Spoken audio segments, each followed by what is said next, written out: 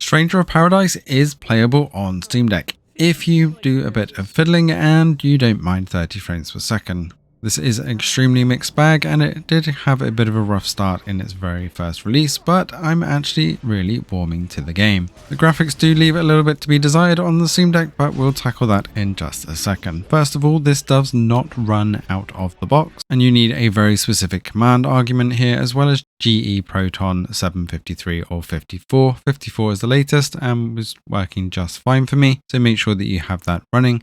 And in the launch options, you're going to need a very specific command, which I'll put in the description below and also the comment. Huge shout out to Steam Deck HQ for one of their community members shouting this one out. I'll link the tweet here for you to give them a shout out as well.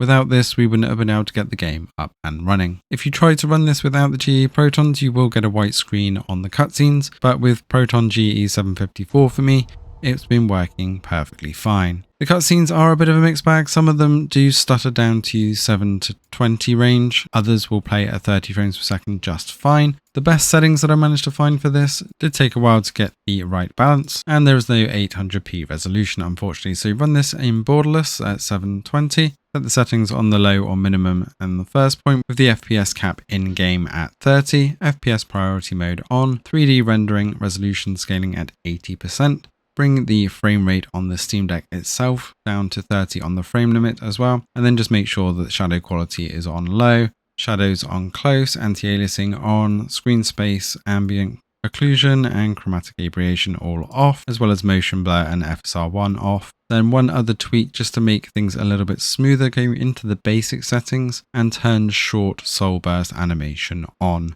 This will reduce the motion blur and slowdown in combat and makes things a lot more fluid as well. So overall, apart from the very first tutorial section, which I will have to admit looks absolutely awful even in these settings, the wheat anti-aliasing is just not very good at this resolution. But beyond that, you will get a pretty stable 30 frames per second and a okay looking game. Now I say okay looking because this is a very graphically intensive game and it doesn't do the game justice running this at the 80% resolution, but that is the best that it could get the graphics, holding a mostly stable 30 frames per second. You do still get very occasional dips under the 30 range, and you'll see that we get a few blips on the frame time as well. This won't be good enough for some of you, and that's completely understandable, but I did find my time playing this actually very enjoyable. One of the things I did enjoy most about this game is actually that the amount of stuff that you pick up is absolutely phenomenal, and there doesn't seem to be a small limit of what your carrying capacity is, and hopefully you can get rid of this somewhere. I've not found where to sell or destroy these at the moment, but there is no shortage of gear as you pick up.